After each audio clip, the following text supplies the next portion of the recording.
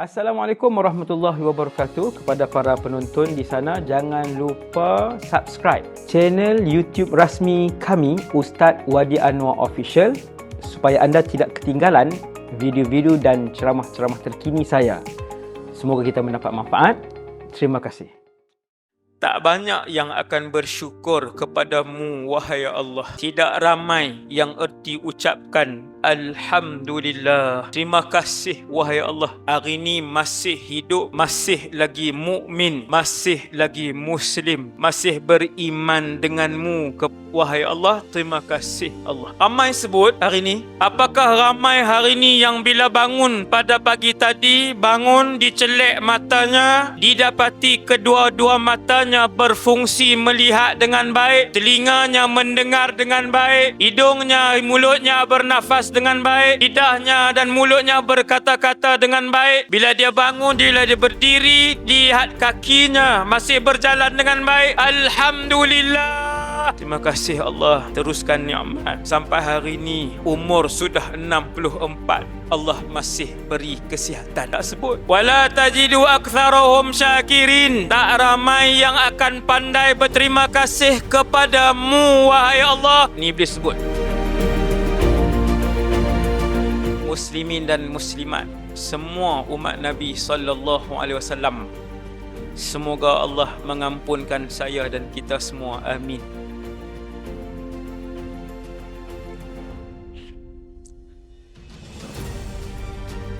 Ketika iblis diusir oleh Allah dari dalam syurga, sudah duduk syurga, kemudian diusir. Kita nanti siapa yang masuk syurga, tak kira syurga mana pun, syurga yang paling bawah, apabila saya dan kita semua langkah kaki kanan dan kiri, insya-Allah kita tidak akan dikeluarkan buat selama-lamanya. Insya-Allah. Ada satu makhluk sudah pun tinggal di dalam syurga, kemudian dihalau oleh Allah. Makhluk itu namanya iblis, laknatullahi alaih. Antara perkara yang membuatkan dia dihalau oleh Allah, setelah beribadat puluhan ribu tahun, setelah beribadat satu saf, satu level dengan malaikat-malaikat yang besar, tetapi disebabkan keingkarannya kepada Allah, dia ingkar untuk sujud kepada Nabi Adam, sujud penghormatan. Lalu Allah usir dia. Ingkar itu datang daripada satu perasaan. Nama perasaan dan penyakit hati itu adalah takabbur.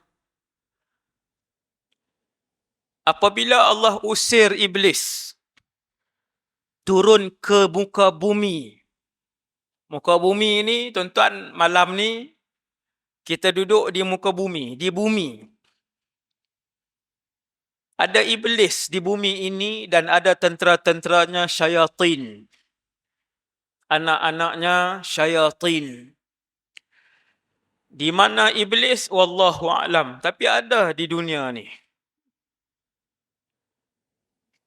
Pada hari Allah mengusir iblis, iblis bersumpah di hadapan Allah. Bersumpah.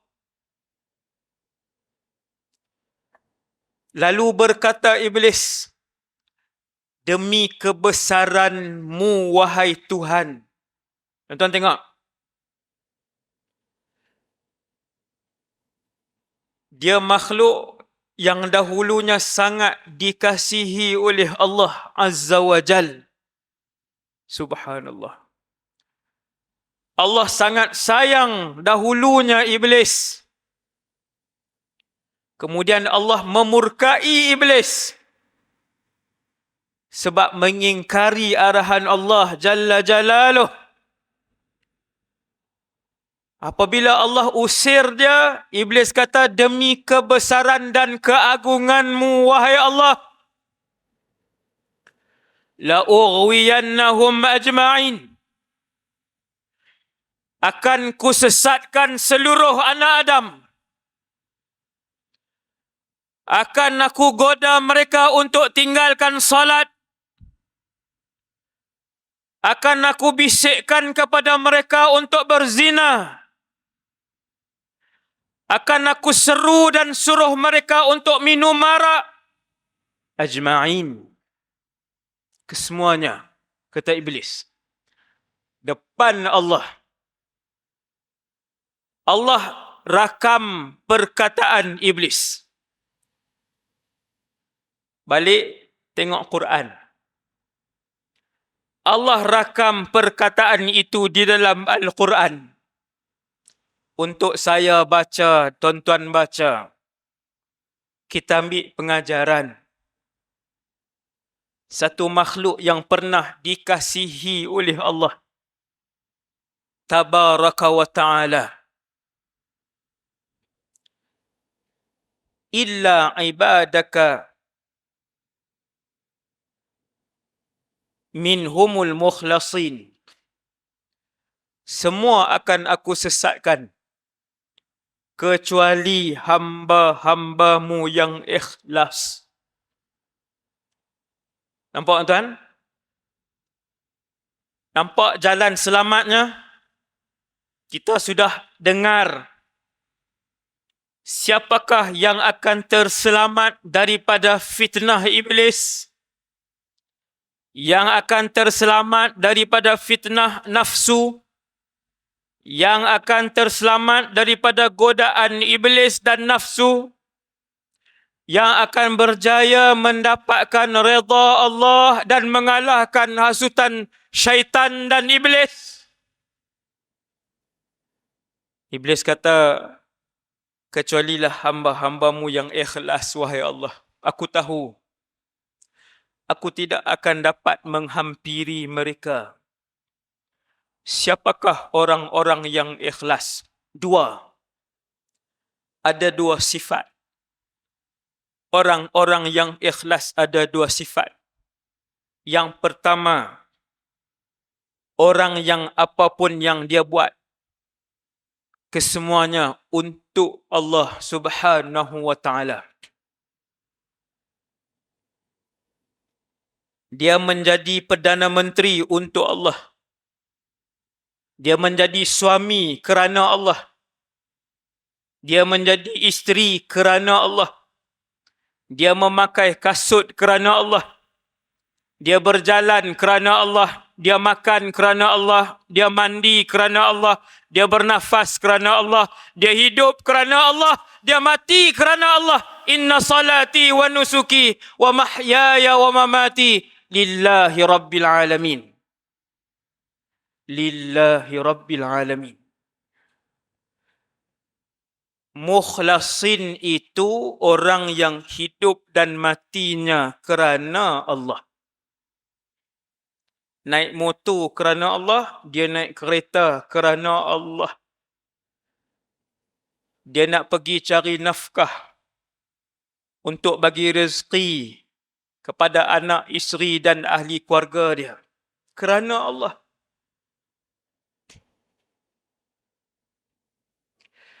Sebab tu kena selalu betulkan niat. Saya terutamanya dan kita semua. Yang terhempas malam dengan jet tu di Malaysia ni lah. Kapal terbang, pesawat ringan tu.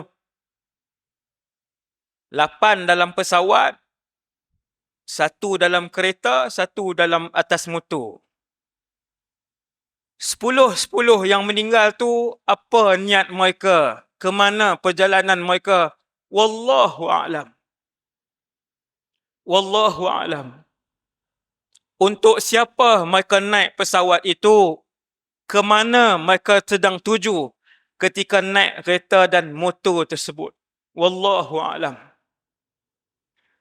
Sesiapa yang keluar dari rumahnya untuk menuntut ilmu, maka dia ditulis dalam keadaan fi sabilillah sampailah dia pulang semula dan masuk ke dalam rumahnya semula. Yang meninggal 8 orang, tuan-tuan, lagi 2 minit aja nak mendarat. 2 minit aja nak mendarat, nak turun dah. Tetapi dituliskan oleh Allah Subhanahu wa ta'ala, mereka meninggal dalam keadaan meletup. Kapal terbang yang dinaiki, semoga Allah mengampunkan kita dan mereka. Amin. Bila Iblis bersumpah, Iblis kata, wahai Allah, aku akan sesatkan seramai mungkin di kalangan anak-anak Adam. Majoriti daripada mereka akan aku sesatkan. Maka kelihatan di kalangan umat Nabi Muhammad ramai yang tinggal solat. Ramai yang dedahkan aurat. Ramai pula yang terlibat dengan riba. Makin ramai pula yang berani menunggang arak. Makin ramai yang terlibat dengan zina dan sebagainya. Kecuali hamba-hambamu, wahai Allah. Iblis masih memanggil yang menciptakannya Allah.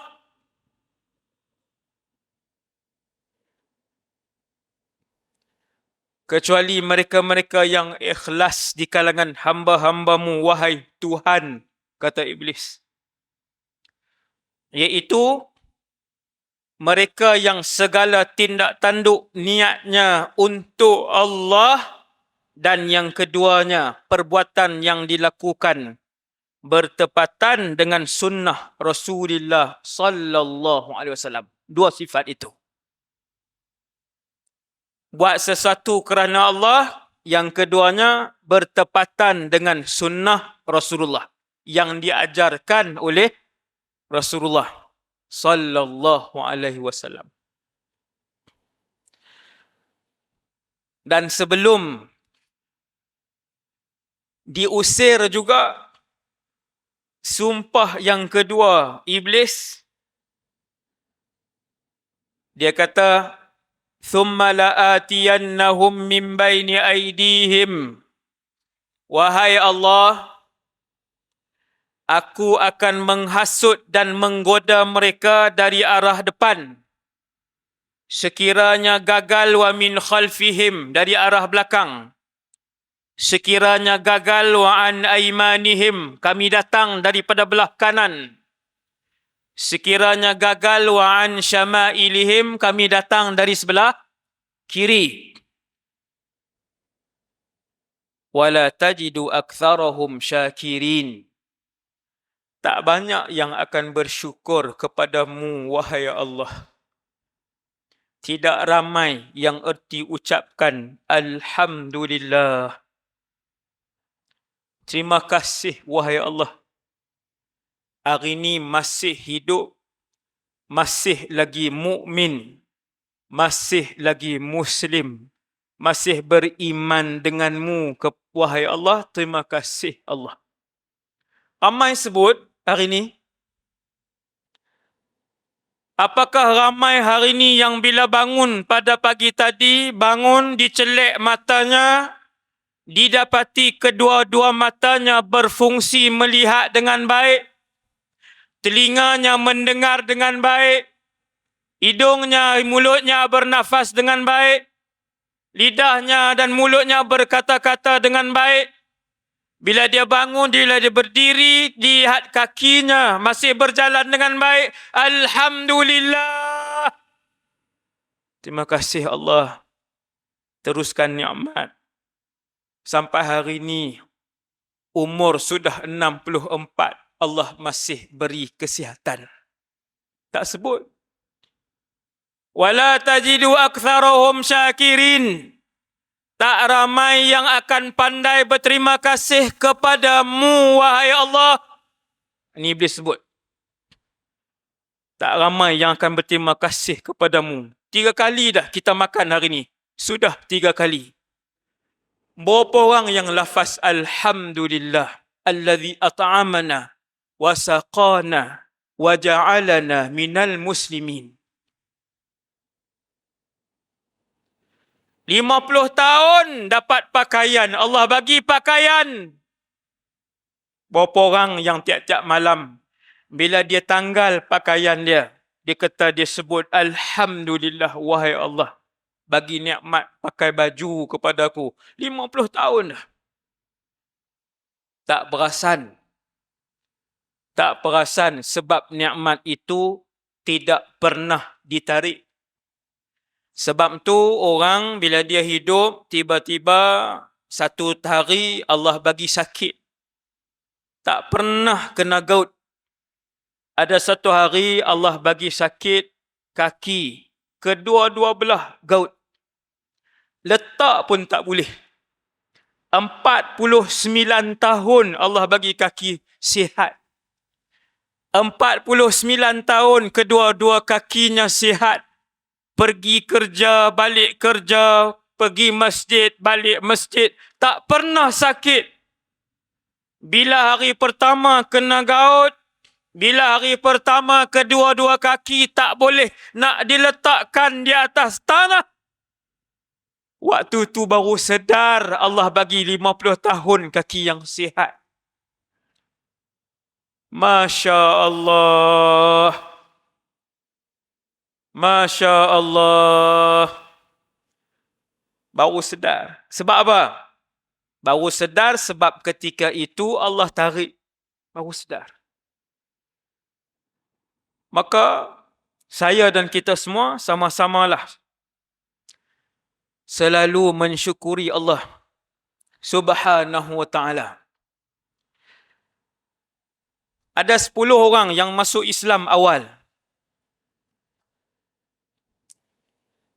Selepas Rasulullah Nabi Muhammad dilantik menjadi Rasul, lebih kurang 10 orang yang masuk Islam awal. Sayyidatuna Khadijah bintu Khuwailid, Abu Bakar ibn Abi Quhafah, Ali ibn Abi Talib, Zaid ibn Harithah, Khabbab ibn Arid, Bilal ibn Rabah. Ada lebih kurang 10 orang. Salah seorang hamba abdi. Hamba. Tuan-tuan, hari ni kita tak faham hamba abdi sebab semua merdeka. Mana ada hamba abdi ni? Melainkan kita ini hamba Allah. Semua hamba Allah. Kita boleh makan, boleh minum, boleh memiliki rumah, boleh memiliki kenderaan, boleh memiliki harta yang banyak. Ada yang 5,000, ada yang 100,000, ada yang 1 juta, ada yang 1 bilion hartanya. Walaupun nama kita ibadullah, nama kita Abdullah, hamba Allah, semua kita hamba Allah, kita boleh memiliki. Sayyiduna Bilal tak boleh memiliki sebab dia hamba orang. Dia hamba Allah dan dia hamba orang ketika itu. Tuan dia pula bukan Islam. Tuan dia pula salah seorang menteri Quraisy di Mekah Al-Mukarramah. Tuan kepada Bilal ini. Bila Nabi bawa Islam, dia masuk Islam. Walaupun dia hamba manusia. Tetapi dia merdeka di dunia ini. Jiwanya merdeka. Rohnya merdeka. Imannya merdeka. Bila tuan dia tahu dia masuk Islam, Bilal bin Rabah diseret di padang pasir Makkah Al-Mukarramah. Ketika musim panas, siapa pergi baru ni haji, dia tahulah sampai 40 darjah Celsius, 42 darjah Celsius, boleh mencecah 45 dan boleh mencecah 50 darjah Celsius. 50 darjah Celsius ni tuan-tuan, kalau tuan-tuan pergi tengah panas, tuan-tuan buka kopiah, tak payah pakai tudung, tak payah pakai kopiah, tak payah pakai payung. Contohnya, tuan-tuan duduk sejam. Lepas sejam, tuan-tuan masuk rumah, confirm demam. Sejam je. Bilal ni diseret di atas padang pasir. Lalu dijemur di tengah-tengah padang pasir Bilal yang hamba tadi. Hamba abdi tadi. Tetapi Islam. Tetapi merdeka jiwanya. Tidak dipegang oleh iblis dan syaitan jiwanya. Tidak dipegang oleh nafsu rohnya dan jiwanya. Bilal ibn Rabah. Diseret, panas, dibentang, dijemur, lalu diangkat batu besar, dia letakkan di atas tubuh Bilal. Wahai Bilal, Tuhan kamu Lata wal Uzza. Lata dan Uzza ni berhala ketika itu. Berhala yang besar yang ada di semenanjung tanah Arab waktu itu. Tuhan dia kata, wahai Bilal, Tuhan kamu ialah Lata dan Uzza. Sebut untuk bebas diri kamu. Lalu Bilal berfikir, bebas apa? Merdeka apa? Merdeka tubuh ataupun merdeka iman? Merdeka tubuh badan ataupun merdeka dari nafsu? Bilal, kamu sebut Tuhan kamu Lata dan Uzza, aku bebaskan tubuh badan kamu. Kata Bilal, Rabbi Allah. Rabbi Allah. Tuhan aku Allah. Tengok orang merdeka. Orang yang merdeka tubuhnya, rohnya. Orang yang merdeka roh dan iman, walaupun tubuhnya tidak merdeka. Tubuhnya dimiliki tuannya, iaitu manusia yang kafir. Tetapi iman dan rohnya dimiliki oleh Allah. Ini merdeka yang sebenar. Ketika roh dan iman kita milik Allah untuk Allah, waktu itu merdeka yang sebenar. Ini yang diajarkan oleh Bilal. Ini yang Bilal ajar. Melecur tubuh badan yang tidak berlapik kain dan pakaian apabila dijemur di atas padang pasir yang panas. Saya belajar di Syria. Ada 1 tahun tu sejuk sampai negatif 4, 5. Dan ada 1 tahun tu panas. Bukan di Damascus, Damascus ibu negara. Waktu tu panas di negeri lain. Dalam Syria ada berapa belas negeri. Waktu tu panas di salah satu negeri dalam Syria mencecah 50 darjah Celsius. Negara Arab bila panas, semua cuti sekolah daripada 6 tahun sampai universiti sebab cuaca terlalu panas. Duduk dalam kelas pun tak boleh belajar. Panas, tak selesa. Panas, dalam kelas pun tak boleh belajar. Cuti, semua cuti. Dia panggil fasal saifi. Sama. Baliklah 3 bulan. Boleh balik. Itu dalam kelas, bukan di padang pasir. Kalau padang pasir, dalam keadaan dijemur di tengah padang pasir, dibiarkan di tengah padang pasir. Ketika panas yang terik, ditambah pula di atas badan Bilal satu ketul batu yang besar. Lalu dipaksa Bilal untuk menyebutkan Tuhan kamu Lata dan Uzza. Bilal ajar saya, Bilal ajar kita semua untuk merdeka. Dengan Bilal menyebutkan Rabbi Allah, Tuhan aku Allah. Lalu diseksa Bilal. Bilal meneruskan perkataannya, ahadun ahad. Itu perkataan dia. Allah itu Esa, Allah itu Esa, kata Bilal. Begitulah bermaruahnya orang yang merdeka imannya, yang merdeka ruhnya. Hamba abdi tidak memiliki harta walaupun RM 1 ringgit. Zaman tu 1 dirham, 1 dinar pun Bilal tak ada. Tapi mulia Bilal. Dengan wajahnya yang hitam, kulitnya yang hitam, Bilal ni. Hitam yang pekat. Sayyiduna Bilal bin Rabah. Apabila tahun 10, Nabi naik ke langit dalam peristiwa Mi'raj. Nabi naik ke langit, dijemput oleh Allah. Jibril bawa masuk Nabi ke dalam syurga. Bawa masuk tuan-tuan, roh dan jasad. Tuan-tuan tengok saya malam ni, diri tuan-tuan malam ni, roh dan jasad. Roh dan jasad Nabi dalam keadaan jaga seperti kita semua malam ni. Nabi melangkah kaki masuk ke dalam syurga. Lalu Nabi melihat syurga. Lalu Nabi mendengar bunyi tapak kaki seseorang. Bunyi derapan kasut ataupun selipar seseorang. Bunyi derapan selipar seseorang.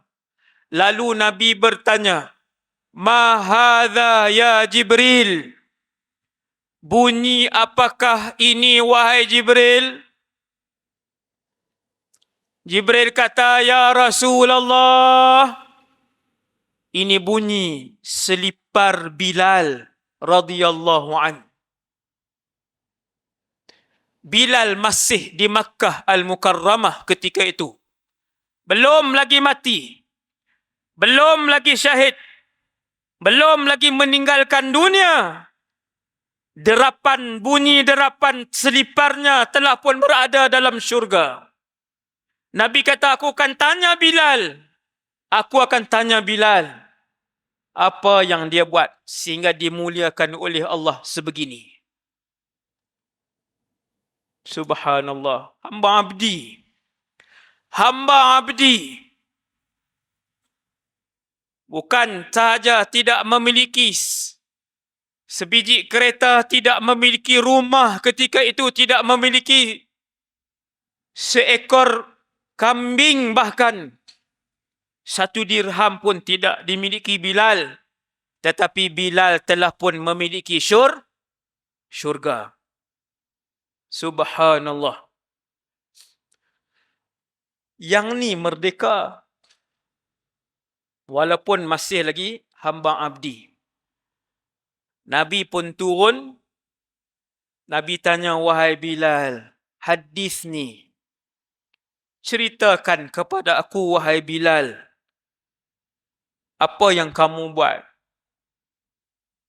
sehingga Allah memuliakan kamu sedemikian rupa.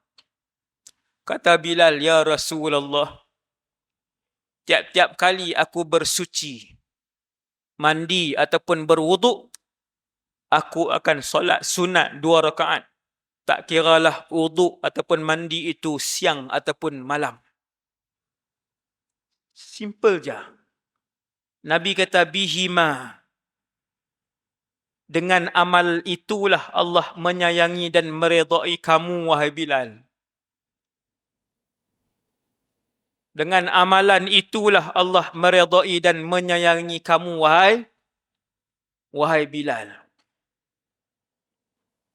Tuan-tuan yang dirahmati Allah Subhanahu wa taala sekalian. Sahabat ajar kita untuk faham bumi yang saya duduk dalam sekarang ni, tuan-tuan duduk ni, namanya dunia. Ia akan hancur. Masjid ini akan hancur buat selama-lamanya. Satu hari nanti. Kereta kita akan hancur buat selama-lamanya. Satu hari nanti. Rumah kita akan hancur buat selama-lamanya. Satu hari nanti. Seluruh alam ini akan hancur buat selama-lamanya. Kita semua akan menjalani episod baru sikit masa lagi. Dan kehidupan baru itu jauh lebih susah daripada dunia ni. Namanya alam akhirat. Namanya alam akhirat. Sebab tu sahabat Abdul Rahman ibn Auf.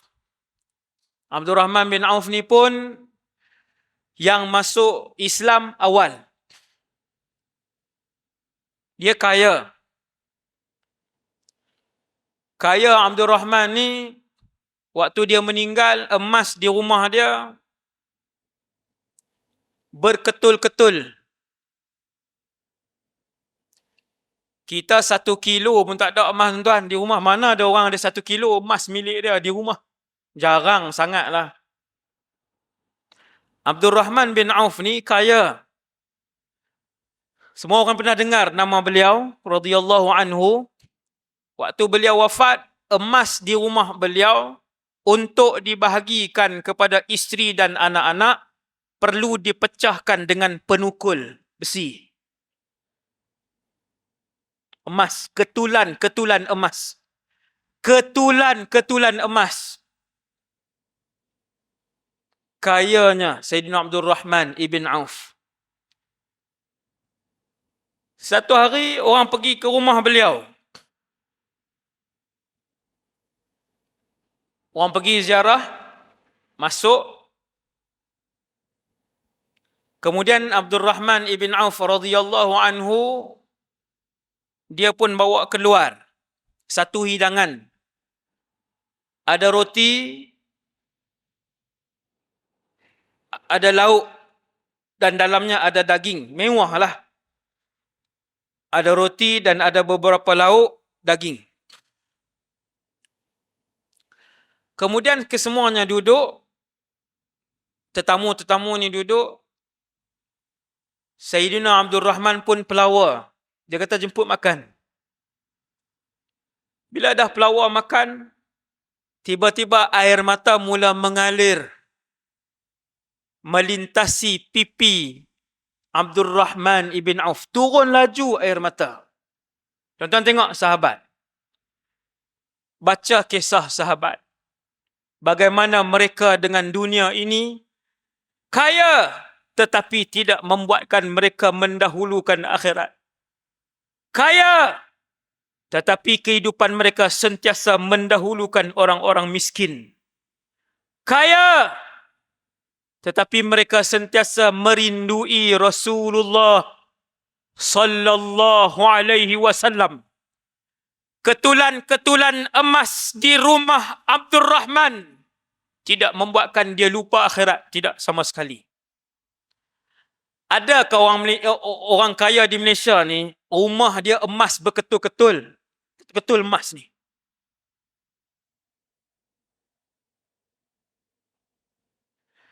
Apabila dia hidangkan makanan istimewa, makanan enak, makanan mewah kepada tetamu yang datang, dia sendiri yang angkat. Bila dia angkat, dia pelawar makan, air mata dia laju turun. Menangis Abdul Rahman, tetamu tanya, "Ya Aba Muhammad, ma yubkik?" Wahai Abu Muhammad, kenapa menangis? Abdul Rahman dalam nada yang teresak-esak, dia kata, halaka Rasulullah sallallahu alaihi wasallam. Nabi wafat. Tuan-tuan tengok siapa yang dia teringat? Siapa yang dia teringat? Rasulullah. Abdul Rahman ibn Auf kata, Nabi wafat. Aku teringat Rasulullah wafat. Walam yashba' huwa wa ahlu baitihi min khubzis sya'ir. Aku teringat Rasulullah Aku melihat hidupan Rasulullah dulu, waktu Nabi hidup. Tidak pernah Rasulullah dan ahli keluarganya wafat. Tidak pernah Rasulullah dan ahli keluarganya kenyang. Makan satu roti, sekeping roti yang baik ataupun sekeping roti yang lembut. Sebelum tu iklan. Saya punya ceramah 10 minit dah. Jangan risau, sekejap lagi 10 minit. Ada iklan Alphard QTH808. Alphard putih minta tolong alihkan kereta sebab mengganggu laluan. Yang kedua, Proton New Silver QLB 1011. Alphard putih QTH808. Proton New Silver QLB 1011. Minta ubah kereta, alihkan kereta. Itu iklan.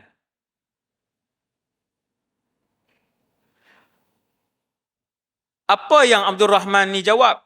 Abdul Rahman jawab, dia kata, aku menangis sebab teringat Rasulullah sallallahu alaihi wasallam.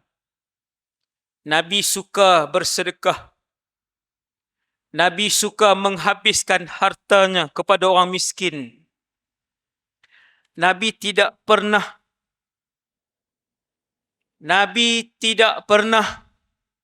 mengekalkan harta di dalam rumahnya. Kalau dapat orang bagi, Nabi akan sedekah. Nabi akan habiskan. Walaupun harta Rasulullah itu banyak, harta Nabi banyak. Banyak harta Nabi. Kalau ditukar pada zaman ni boleh mencecah puluhan juta bahkan harta Rasulullah. Tuan-tuan ingat tak Nabi sembelih korban?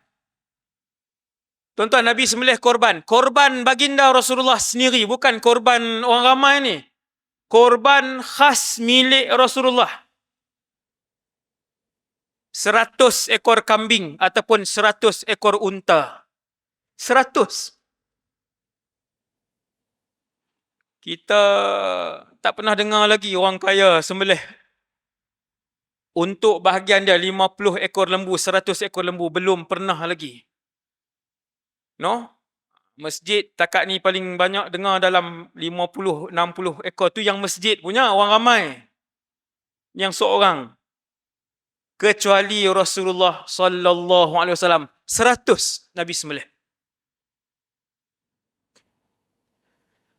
Apabila Abdul Rahman ni teringat Rasulullah, dia teringat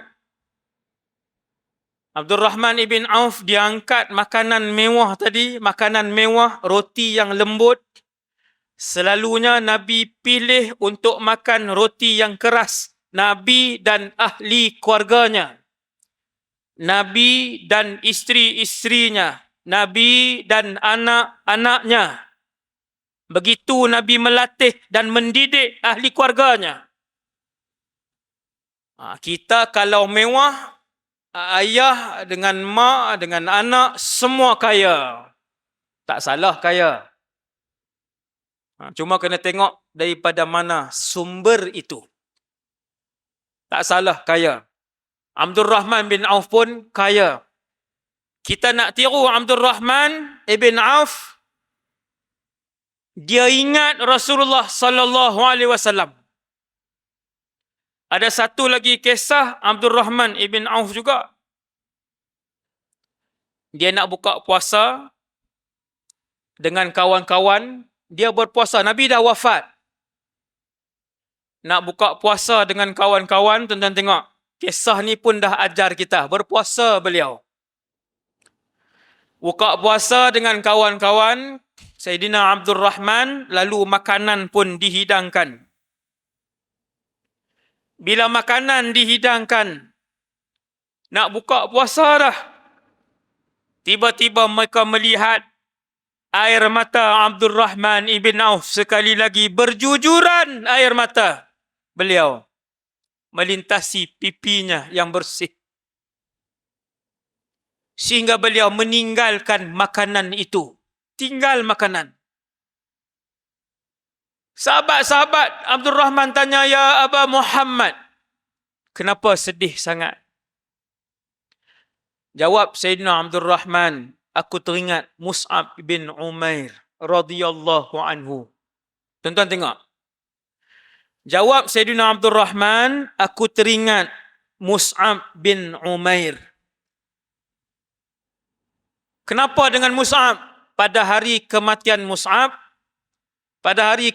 Mus'ab bin Umair, beliau hanya ada harta sebidang kain sahaja. Kalau tutup kepala jenazahnya, nampak kaki. Dan kalau tutup kakinya, nampak bahagian kepala. Kata Abdul Rahman. Sayyidina Mus'ab. Sedangkan Mus'ab ni dulu sebelum Islam anak jutawan di Makkah. Sayyidina Mus'ab bin Umair sebelum Islam dulu anak jutawan di Mekah. Jutawan besar Mekah. Bila dia masuk Islam, ibu dia kata, "Kamu masuk Islam, 1 dirham pun hartaku jangan kamu sentuh." Ibu dia kata. Mus'ab bin Umair, pakaiannya, minyak wanginya, kasutnya, dia seorang je pakai. Ataupun tak ramai yang pakai di kota Mekah. Sebab mahal. Tuan-tuan, macam kereta di Malaysia lah. Ada kereta 5 saja ada di Malaysia. Jenis-jenis kereta. Ada 5 biji je di Malaysia ni. Apa itu? Saya pernah naik dah kenderaan tu. Bukan kenderaan saya lah. Sebab mahal. Tak ramai yang mampu milik. Mus'ab bin Umair sebelum Islam anak jutawan besar, minyak wangi yang dia pakai, kalau dia lalu satu-satu kawasan, orang tahu ini Mus'ab bin Umair. Sebab minyak wangi itu tidak dimiliki oleh orang lain. Tuan-tuan, kita pakai perfume paling mahal 150. Orang pernah hadiah kepada saya perfume harga 2,000. Beberapa botol. 2,000.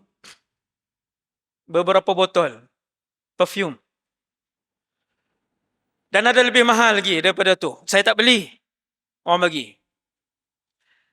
Mus'ab bin Umair sebelum Islam. Bila dia masuk Islam, ibu dia kata, "Kamu masuk Islam, 1 dirham hartaku kamu jangan sentuh."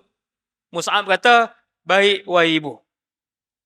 Saya memilih Islam daripada memilih harta ibu." Pada hari kematian Mus'ab, di dalam peperangan Uhud, mati syahid, apabila dicari hartanya, kain untuk dijadikan kafan, Abdul Rahman bin Auf kata, hanya ada sehelai kain, tutup badan, tutup kaki, nampak kepala. Kalau balut kepala, nampak kakinya. Peristiwa itu membuatkan aku sedih. Kerana Mus'ab ini memilih akhirat. Dan Mus'ab ini lebih baik daripada aku. Dia teringat peristiwa tu, dia sedih sampai tak lalu makan. Mengalir air mata dia. Teringat sahabat-sahabat yang lebih hebat imannya. Tuan-tuan sekalian, malam ni kita dengar bagaimana Rasulullah sallallahu alaihi wasallam, satu manusia, satu insan, satu kekasih yang kita semua tunggu saat-saat untuk kita berkumpul seperti mana kita berkumpul pada malam ini.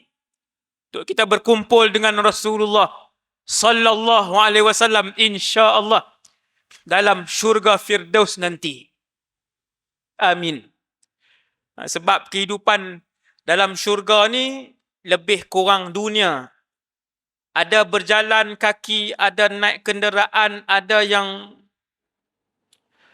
ada makan, ada nafsu, ada shopping, ada bersiar-siar, ada semua nikmat dunia yang tuan-tuan bayangkan ada dalam syurga. Bahkan lebih daripada itu lagi.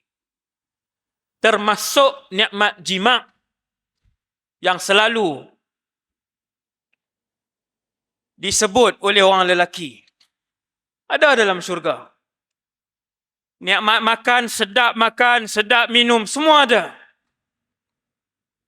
Ia adalah kehidupan, tetapi ia adalah kekal abadi selama-lamanya.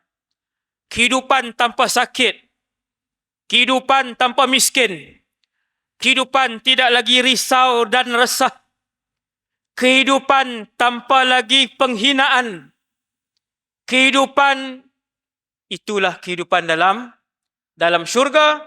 Dan malam ni Rasulullah ajar kita, para sahabat ajar kepada saya dan kita semua untuk kita dahulukan kehidupan akhirat dengan erti kemerdekaan yang sebenar. Semoga Allah Subhanahu Wa Taala menjadikan kita semua merdeka yang sebenar di sisi Allah. Semoga Allah Subhanahu Wa Taala mengampunkan kita semua pada malam ini, insya-Allah. Semoga Allah SWT mengasihi kita semua pada malam ni sampai bila-bila, insya-Allah. Dan semoga Allah meredai kita semua pada malam ni sampai bila-bila. Amin. Amin, amin ya Rabbal Alamin. Sekadar tu dulu ceramah ringkas saya untuk malam ni. Semoga apa yang saya sampaikan menjadi manfaat untuk diri saya dan kita semua. Terima kasih kepada penduduk Kertih yang sudi hadir ceramah tua saya di seluruh negeri Terengganu. Terima kasih juga kepada pengurusan masjid yang menyediakan tempat dan memudahkan untuk umat Islam hadir. Sama-samalah kita doakan supaya Allah menyelamatkan kita semua daripada neraka Jahannam dan supaya Allah Subhanahu Wa Taala memasukkan kita semua ke dalam syurga Firdaus. Aqulu qawli hadza astaghfirullahal azim li wa lakum. Assalamualaikum warahmatullahi wabarakatuh.